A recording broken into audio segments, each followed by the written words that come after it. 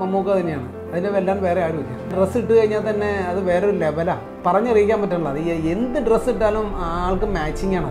എന്തെങ്കിലും ഫംഗ്ഷനിൽ യൂസ് ചെയ്ത് ആ സാധനം അങ്ങനെ റിട്ടേൺ പാക്ക് ചെയ്ത് വിട്ടാലും അറിയുന്നില്ല. അവർക്ക് യാതൊരു വിഷയമില്ല.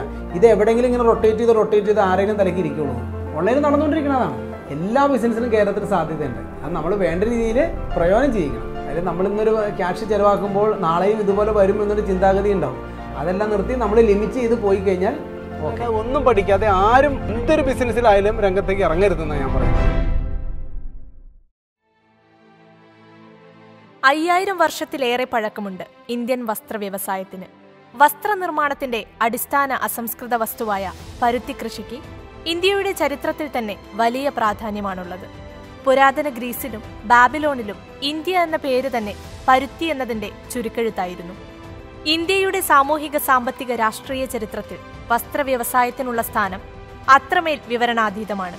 അത്രത്തോളം ബൃഹത്തായ വസ്ത്രനിർമ്മാണ രംഗത്ത് തന്റേതായ വിജയം കണ്ടെത്തിയ വ്യക്തിയാണ് പെരുമ്പാവൂരിലെ അല്ലപ്ര സ്വദേശിയായ സന്തോഷ് കെ.ആർ. ഏകദേശം 20 വർഷങ്ങൾക്ക് മുമ്പ് ഒരു വാടക കെട്ടിടത്തിൽ അദ്ദേഹം ആരംഭിച്ച സിഗ്നൽസ് എന്ന ഷർട്ട് ബ്രാൻഡ് എറണാകുളം നഗരത്തിന്റെ ഹൃദയഭാഗത്ത് സ്വന്തമായൊരു യൂണിറ്റുള്ള സ്ഥാപനമായി വളർന്നതിനു പിന്നിൽ സന്തോഷിന്റെ കഠിനാധ്വാനം എന്ന ഒറ്റ ഫോർമുലയേ ഉള്ളൂ. എൻ്റെ പേര് സന്തോഷ് എന്നാണ്. എൻ്റെ വീട് വന്നിട്ട് പെരുമ്പാവൂർ അല്ലപ്ര എന്നൊരു സ്ഥലത്താണ്.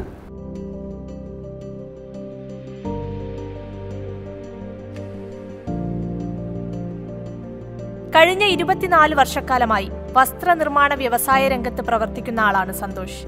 2 പതിറ്റാണ്ടുകൾക്ക് മുമ്പ് പെരുമ്പാവൂരിൽ നിന്നും ഒരു ചെറുപ്പക്കാരൻ തന്റെ പ്രീ ഡിഗ്രി സർട്ടിഫിക്കറ്റും കയ്യിൽ കരുതി അതിജീവനത്തിനായി ഒരു തൊഴിൽ തേടിയിറങ്ങി. പലയിടത്തും അലഞ്ഞെങ്കിലും നിരാശയായിരുന്നു ഫലം. തുടർന്ന് തന്റെ കയ്യിലേക്ക് എത്തിച്ചേർന്നൊരു പത്രക്കടലാസിലെ ഒരു ചെറിയ കോളം പരസ്യം തന്റെ ജീവിതം തന്നെ മാറ്റിമറിക്കുന്ന ഒന്നായിരിക്കുമെന്ന് ചിലപ്പോൾ അന്ന് സന്തോഷ് പോലും കരുതിയിട്ടുണ്ടാവില്ല. ക്ലാസിക് മെൻസ് വെയർ എന്ന കമ്പനിയിൽ ഫ്ലോർ മാനേജറെ ആവശ്യമുണ്ടെന്ന പരസ്യം കണ്ടാണ് സന്തോഷ് അവിടേക്ക് എത്തുന്നത്. സന്തോഷ് അവിടെ എത്തുമ്പോഴേക്കും ഫ്ലോർ മാനേജറുടെ ഒഴിവ് മറ്റൊരാൾക്ക് ലഭിച്ചിരുന്നു. എന്നാൽ പകരമായി സെയിൽസ്മാന്റെ ഒഴിവിലേക്ക് പരിഗണിക്കാമെന്നായി കടയുടമ. ഒരു ജോലി അത്രത്തോളം ആവശ്യമായിരുന്ന സാഹചര്യമായിരുന്നതിനാൽ സന്തോഷ് ആ ഓഫർ സ്വീകരിച്ചു. അപ്പോൾ ജസ്റ്റ് ഞാൻ ഷോപ്പിൽ ചെന്നു. അവിടെ ചെന്ന് കഴിഞ്ഞപ്പോൾ അവർ പറഞ്ഞു ഫ്ലോർ മാനേജറല്ല, സെയിൽസ്മാൻ ആണെന്നാണ് അവർ പറഞ്ഞത്. അപ്പം നമുക്ക് ജോലി അത്യാവശ്യമായതുകൊണ്ട് നമ്മൾ ആ ഫീൽഡിലേക്ക് കയറി. അങ്ങനെ അദ്ദേഹം വസ്ത്ര വ്യവസായ രംഗത്തേക്കുള്ള തന്റെ ആദ്യ പടി ചവിട്ടിക്കയറി. തുടർന്ന് 1.5 വർഷത്തിനു മുകളിൽ സന്തോഷ് അവിടെ സെയിൽസ്മാനായി തുടർന്നു. അങ്ങനെയിരിക്കെയാണ് തന്റെ ഒരു സുഹൃത്ത് എറണാകുളം ബ്രോഡ്വേയിൽ വസ്ത്രങ്ങളുടെ ഹോൾസെയിൽ ഷോപ്പ് ആരംഭിക്കുകയും സന്തോഷിനെ അവിടേക്ക് സെയിൽസ്മാനായി ക്ഷണിക്കുന്നതും. ആ ക്ഷണം പിന്നീട് അദ്ദേഹത്തിന്റെ ജീവിതത്തിലെ തന്നെ വലിയൊരു വഴിത്തിരിവായി മാറുകയായിരുന്നു. അതിനുശേഷം എൻ്റെ ഒരു ഫ്രണ്ട് എറണാകുളത്ത് മാർക്കറ്റിലൊരു ഹോൾസെയിൽ ഷോപ്പ് സ്റ്റാർട്ട് ചെയ്യുന്നുണ്ടായിരുന്നു. അപ്പോൾ എന്നോട് ചോദിച്ചു, നിങ്ങൾ അങ്ങോട്ട് വരുന്നുണ്ടോ എന്ന് ചോദിച്ചു. അപ്പോൾ ഞാൻ വരാമെന്ന് പറഞ്ഞു. ഞാൻ അവിടെ നിന്ന് നേരെ എറണാകുളത്തേക്ക് അവിടെ പോയി ജോയിൻ ചെയ്തു. തുടർന്ന് 4 വർഷത്തോളം അദ്ദേഹത്തിന്റെ ജീവിതം എറണാകുളം ബ്രോഡ്വേ വാണിജ്യ കേന്ദ്രത്തിന്റെ തിരക്കുകളിൽ ഇഴുകിച്ചേർന്നു. പ്രീ ഡിഗ്രി വിദ്യാഭ്യാസത്തിനു ശേഷം AC റെഫ്രിജറേറ്റർ മെക്കാനിക് തൊഴിലും സന്തോഷ് പഠിച്ചെടുത്തു. എങ്കിലും അനവധി മലയാളി ചെറുപ്പക്കാരെ പോലെയും സിനിമ അഭിനയത്തിൽ അദ്ദേഹവും തൽപരനായിരുന്നു. പഠിച്ചത് ശരിക്കും പറഞ്ഞാൽ അന്ന് പ്രീ ഡിഗ്രി അതുപോലെ തന്നെ AC റെഫ്രിജറേഷനൊക്കെ പഠിച്ചത്.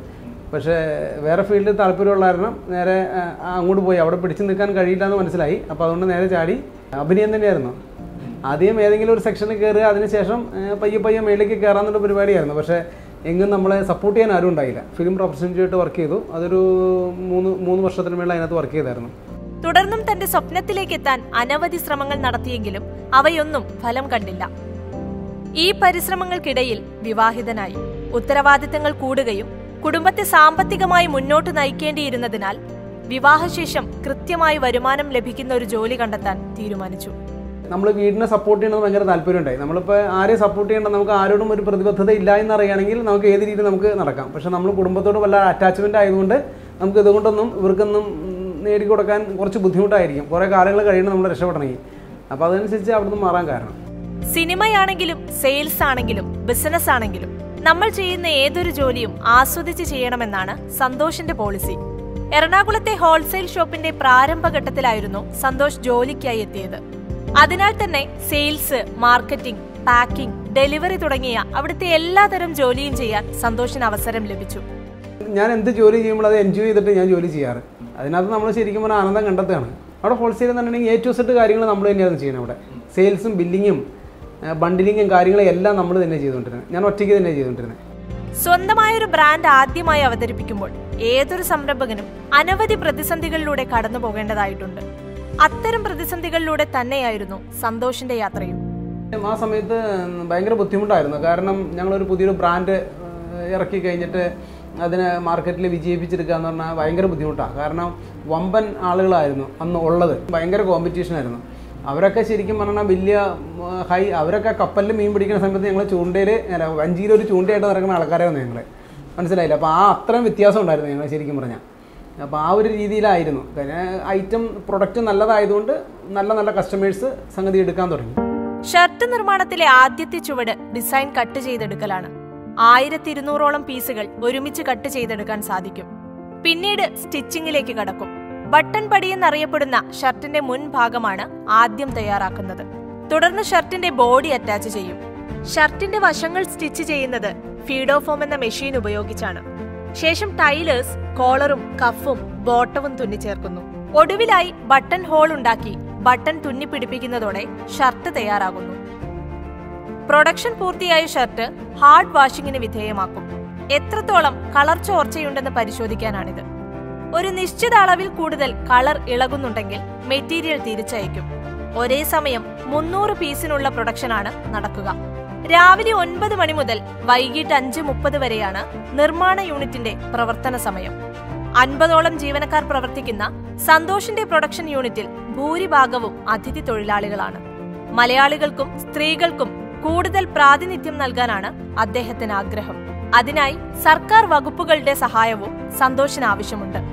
അതിനൊക്കെ ഞങ്ങൾക്ക് സർക്കാരുകൾ സപ്പോർട്ട് ചെയ്യണം. മനസ്സിലായാലും പുതിയ മിഷണറി കാര്യങ്ങൾ വരുമ്പോൾ അത് ലേഡീസിനെ കൊണ്ട് നമുക്ക് വർക്ക് ചെയ്യിപ്പിക്കാൻ പറ്റും. ശരിക്കും പറഞ്ഞാൽ നമ്മുടെ ഇവിടെ ലേഡീസ് ടൈലേഴ്സ് കുറവാണ്. സർക്കാർ സംരംഭകരെ കേൾക്കാൻ തയ്യാറാകണമെന്നും പുതിയ മെഷീനറികൾക്ക് പരമാവധി GST കുറച്ചുകൊണ്ട് സംരംഭകർക്ക് കൂടുതൽ പ്രോത്സാഹനം നൽകണമെന്നും അദ്ദേഹം അഭിപ്രായപ്പെടുന്നു. തിരുവനന്തപുരം മുതൽ തൃശൂർ വരെയാണ് നിലവിൽ സിഗ്നൽസിന്റെ വിതരണ ശൃംഖലയുള്ളത്. കേരളത്തിന്റെ കാലാവസ്ഥയ്ക്ക് ഏറ്റവും ഇണങ്ങുന്ന മെറ്റീരിയൽ കോട്ടൺ ആണെന്നാണ് സന്തോഷിന്റെ പക്ഷം. ഷർട്ടുകളുടെ ഡിസൈനുകളിൽ ഭൂരിഭാഗവും പ്രധാനമായും ലഭിക്കുന്നത് ബോംബെ, ഹൈദരാബാദ് എന്നിവിടങ്ങളിൽ നിന്നുള്ള ഡിസൈൻ ഏജൻസികൾ മുഖാന്തരമാണ്. കേരളത്തിലെ വസ്ത്രമേഖലയിൽ ഏറ്റവും പുതിയ ട്രെൻഡുകൾ ആദ്യമായി അവതരിപ്പിക്കുന്നത് കാസർഗോഡുകാരാണെന്നാണ് അദ്ദേഹം പറയുന്നത്. എന്നാൽ മലയാള സിനിമയിൽ വസ്ത്രധാരണത്തിന്റെ കാര്യത്തിൽ പുതിയ ട്രെൻഡുകൾ അവതരിപ്പിച്ചുകൊണ്ട് അത്ഭുതപ്പെടുത്തുന്ന വ്യക്തി ആരാണെന്ന കാര്യത്തിൽ സന്തോഷിന് ഒറ്റ പേരെ പറയാനുള്ളൂ. മമ്മൂക്ക തന്നെയാണ്. അതിനെ വെല്ലാൻ വേറെ ആരുമില്ല. അപ്പോൾ ആളിട്ട് കഴിഞ്ഞാൽ തന്നെ, ഡ്രസ്സ് ഇട്ട് കഴിഞ്ഞാൽ തന്നെ അത് വേറൊരു ലെവലാണ്. അത് നമുക്ക് പറഞ്ഞറിയിക്കാൻ പറ്റുന്നില്ല. അത് എന്ത് ഡ്രസ്സ് ഇട്ടാലും ആൾക്ക് മാച്ചിങ് ആണത്. എന്താണെന്ന് മനസ്സിലാവുന്നില്ല. എന്നെങ്കിലും മമ്മൂക്കയെ നേരിൽ കാണുകയാണെങ്കിൽ അദ്ദേഹത്തിന് കൊടുക്കാനായി ധാരാളം ഡിസൈനുകളും സന്തോഷ് സൂക്ഷിച്ചു വെച്ചിട്ടുണ്ട്. തീർച്ചയായിട്ടും. കാര്യം ഓരോന്ന് കാണാൻ നേരത്ത് ഇപ്പോൾ സാറിൻ്റെ മുന്നിൽ എത്തിച്ചിട്ട് ഇത് കൊടുക്കാൻ താല്പര്യമുണ്ട്. ഇപ്പോൾ നമ്മുടെ ഗണേഷ് സാറൊക്കെ നമ്മുടെ ഷർട്ട് കൂടുതൽ യൂസ് ചെയ്യുന്നത്. അതേപോലെ ഹരി പത്തനാപുരം നമ്മുടെ ഷർട്ടാണ് യൂസ് ചെയ്യുന്നുണ്ട്. എന്നാൽ സിനിമയിലെ പുതിയ കോസ്റ്റ്യൂം ഡിസൈനർമാരാരും പണ്ട് കാലത്തിലേതുപോലെ ട്രെൻഡുകൾ കൊണ്ടുവരുന്നില്ലെന്ന പരാതിയും സന്തോഷിനുണ്ട്. എന്താണെന്നറിയില്ല. ഞാൻ പലരും നോക്കുന്നുണ്ട്. പക്ഷേ നമ്മൾ വിചാരിക്കുന്ന രീതിയിലൊന്നും ഒരു ട്രെൻഡുകളും ഇവർ കൊണ്ടുവരുന്നില്ല. വേലായുധം കീഴിൽ നിന്നൊരു സാറുണ്ടായിരുന്നു. അദ്ദേഹമാണ് നല്ല രീതിയിൽ ശരിക്കും ട്രെൻഡ് കൊണ്ടുവന്നത്. അന്ന് ഗോഡ് ഫാദറിലും അതുപോലെ തന്നെ മണിച്ചിത്രത്താഴിലും ഇതേമാതിരി ട്രെൻഡ് കൊണ്ടുവന്ന ഒരാൾ വേറെ ഞങ്ങൾ കണ്ടിട്ടില്ല. കേരളം വ്യവസായ സൗഹൃദമല്ലെന്ന വാദത്തോട് സന്തോഷ് യോജിക്കുന്നില്ല. സ്ഥിരോത്സാഹത്തോടെ പ്രയത്നിച്ചാൽ ഏത് ബിസിനസിനും ഇവിടെ സാധ്യതയുണ്ടെന്നാണ് അദ്ദേഹത്തിന്റെ പക്ഷം. എല്ലാ ബിസിനസിനും കേരളത്തിൽ സാധ്യതയുണ്ട്. അത് നമ്മൾ വേണ്ട രീതിയിൽ പ്രയോജനം ചെയ്യിക്കണം. പണ്ട് കാലത്തെ പോലെ മെഷീനറികൾക്കായി കോയമ്പത്തൂർ പോലുള്ള ഇതര സംസ്ഥാനങ്ങളിലെ പ്രധാന നഗരങ്ങളെ ആശ്രയിക്കേണ്ട സാഹചര്യം ഇപ്പോഴില്ല. നമ്മുടെ വ്യവസായത്തിന് ആവശ്യമായ മെഷീനുകളും അവയുടെ അനുബന്ധ സേവനങ്ങളും ഇന്ന് കൊച്ചിയിൽ തന്നെ യഥേഷ്ടം ലഭ്യമാണ്. മെഷീനറി വാങ്ങുന്ന നമുക്ക് എറണാകുളത്ത് തന്നെ ഇവരുടെ ഓഫീസും കാര്യങ്ങളും, ജുക്കി ബ്രദർ, അങ്ങനെ എല്ലാത്തിൻ്റെ ഓഫീസ് നമുക്ക് എറണാകുളത്തുണ്ട്. സർവീസ് അവർ തന്നെ ചെയ്ത് തരും. നമ്മൾ തൊട്ടടുത്തുള്ളവരെന്ന് വാങ്ങുമ്പോൾ നമുക്ക് സർവീസും കാര്യങ്ങളും എളുപ്പമായിരിക്കും. അല്ലെങ്കിൽ കോയമ്പത്തൂരിൽ നിന്ന് ഇവിടെ നിന്ന് ഒരാൾ വന്ന് ഇവിടെ നിന്ന് സർവീസ് ചെയ്ത് നമ്മൾ ബുദ്ധിമുട്ടാണ്. അതുമല്ല റേറ്റും കാര്യങ്ങളും നോക്കുമ്പോൾ വലിയ വ്യത്യാസമൊന്നുമില്ല. അവിടെയൊക്കെ സെക്കൻഡ് ഹാൻഡ് മെഷീൻ മാത്രമേ വില കുറവുള്ളൂ. ബാക്കി എല്ലാ മെഷീനും കൂടി വരുന്ന 1000 റുപ്പീസോ ചിലപ്പോൾ 2000 റുപ്പീസിന് വ്യത്യാസം ഉണ്ടാവും. പക്ഷേ നമുക്ക് ഒരാൾ ഒന്ന് സർവീസ് ചെയ്യുമ്പോൾ ഈ പ്രൈസ് എന്ന് പറഞ്ഞാൽ ഡിഫറൻറ്റ് പ്രൈസ്, അതൊരു വ്യത്യാസമല്ല. അത് ക്വാളിറ്റി ഉൽപ്പന്നങ്ങൾ ന്യായമായ വിലയിൽ ലഭ്യമാക്കിയതുകൊണ്ടാണ് തന്റെ ബിസിനസ് വിജയിച്ചതെന്ന് സന്തോഷ് ശക്തമായി വിശ്വസിക്കുന്നു. ബിസിനസ്സുകാരന് എല്ലാ ദിവസവും എന്തൊക്കെ കാര്യങ്ങളാണ് ചെയ്യേണ്ടതെന്ന വ്യക്തമായ പ്ലാൻ ഉണ്ടായിരിക്കണമെന്നും അദ്ദേഹം പറയുന്നു. കസ്റ്റമർക്ക് നല്ല സർവീസ് നൽകുക, തുടർച്ചയായി അവരെ പിന്തുടരുക, മാർക്കറ്റ് വിശകലനവും പഠനവും കഠിനാധ്വാനവും ജീവിതത്തിന്റെ ഭാഗമാക്കുക. അങ്ങനെ ചെയ്താൽ ഏത് ബിസിനസ്സിലും വിജയം സുനിശ്ചിതമാണെന്ന് അദ്ദേഹം പറയുന്നു. നമ്മൾ ശരിക്കും പറഞ്ഞാൽ ഹാർഡ് വർക്ക് ചെയ്യണം. അതല്ലാതെ ഒന്നും വെറുതെ നമ്മൾ കസേരയിൽ നിന്ന് കറങ്ങിക്കൊണ്ട് നിന്ന കാലത്ത് കാര്യങ്ങളൊന്നും നടക്കത്തില്ല. അതിൻ്റെ കാലം പോയി. ഇവിടെ ഞാൻ എല്ലാ വർക്കിലും ഞാൻ എൻഗേജ്ഡാണ്. ഇപ്പം എവിടെയാണ് ഷോട്ട് വരുന്നത് അവിടെ കയറി നമ്മൾ ജോലി ചെയ്യും. ബിസിനസ് ശരിയായ ദിശയിലേക്ക് സഞ്ചരിച്ചു തുടങ്ങുമ്പോഴേക്കും സംരംഭകർ ആഡംബരങ്ങൾക്ക് പിന്നാലെ പായുന്നത് സാമ്പത്തികമായി വലിയ ബാധ്യതയാകുമെന്ന കാര്യത്തിൽ അദ്ദേഹത്തിന് പൂർണ്ണ ബോധ്യമുണ്ട്. മാക്സിമം എക്സ്പെൻസും കാര്യങ്ങളും നമ്മൾ ശരിക്കും നോക്കി കാണുക, അതാണ് മെയിനായിട്ട്. കാര്യം നമ്മളിന്നൊരു ക്യാഷ് ചിലവാക്കുമ്പോൾ നാളെയും ഇതുപോലെ വരും എന്നൊരു ചിന്താഗതി ഉണ്ടാവും. അതെല്ലാം നിർത്തി നമ്മൾ ലിമിറ്റ് ചെയ്ത് പോയി കഴിഞ്ഞാൽ ഓക്കെ. ഓൺലൈനിൽ ഏറ്റവും വിലക്കുറവിൽ ഷർട്ടുകൾ ഇറങ്ങുന്നതിന് പിന്നിലെ കാരണങ്ങളെക്കുറിച്ച് സന്തോഷിന് വ്യക്തമായ ധാരണകളുണ്ട്. ശരിക്കും പറഞ്ഞിട്ടുണ്ടെങ്കിൽ അതിൻ്റെ മെറ്റീരിയൽ എന്താണെന്ന് കസ്റ്റമർ ഒരിക്കലും തിരിച്ചറിയുന്നില്ല. ഒള്ളി പിക്ചർ മാത്രം കാണുന്നു. പ്രൊഡക്ഷൻ കോസ്റ്റ് കുറവ്, മനസ്സിലായി. പിന്നെ ഇതിനകത്ത് വേറൊരു കേസ് എന്ന് പറഞ്ഞിട്ടുണ്ടെങ്കിൽ ഷർട്ട് 10 ഡേയ്സിനുള്ള എന്ത് സാധനം 10 ഡേയ്സിന് നമുക്ക് റിട്ടേൺ ചെയ്യാം. എന്തെങ്കിലും ഫംഗ്ഷനിൽ യൂസ് ചെയ്ത് ആ സാധനം അങ്ങനെ റിട്ടേൺ പാക്ക് ചെയ്ത് വിട്ടാലും അറിയുന്നില്ല. അവർക്ക് യാതൊരു വിഷയമില്ല. ഇത് എവിടെയെങ്കിലും ഇങ്ങനെ റൊട്ടേറ്റ് ചെയ്ത് ആരെങ്കിലും തലയ്ക്ക് ഇരിക്കുള്ളൂ. പെരുമ്പാവൂരിലെ ഒരു കൊച്ചു ഗ്രാമത്തിൽ നിന്നും എറണാകുളം സിറ്റിയുടെ ഹൃദയഭാഗത്ത് സ്വന്തമായി 3 നില കെട്ടിടമുള്ള ഒരു വ്യവസായ യൂണിറ്റിന്റെ ഉടമയായി മാറിയ തന്റെ ജീവിതയാത്ര വളരെ കൗതുകത്തോടെയാണ് സന്തോഷ് ഓർത്തെടുക്കുന്നത്. ഒരിക്കലും പ്രതീക്ഷിച്ചില്ല.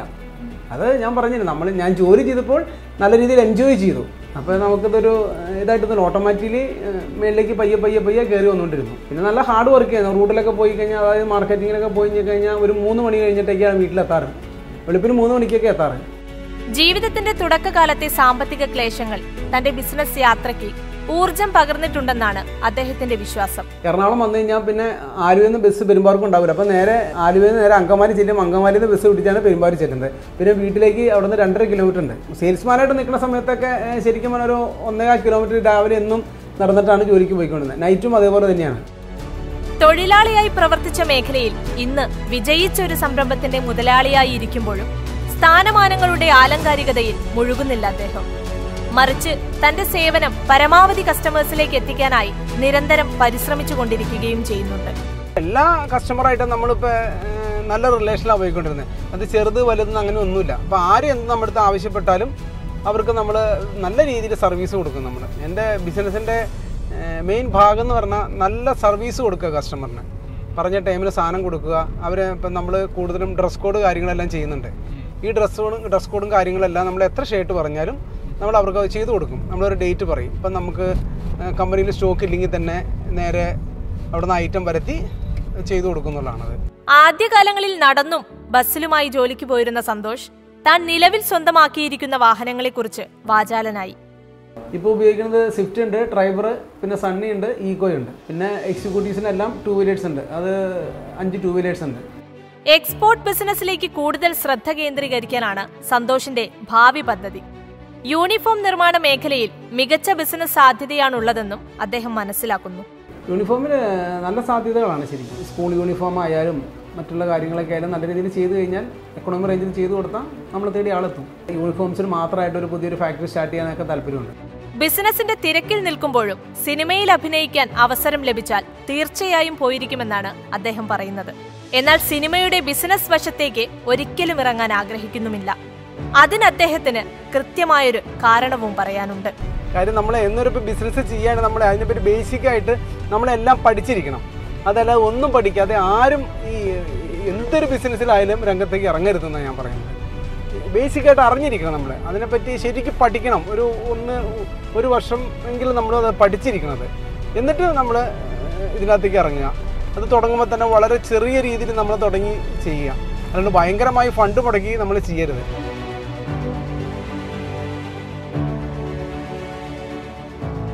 കഠിനാധ്വാനത്തിന്റെ ക്യാൻവാസിൽ വിജയത്തിന്റെ ഊടും പാവും നെയ്തുകൊണ്ട് സന്തോഷിന്റെ സിഗ്നൽസും യാത്ര തുടരുകയാണ്.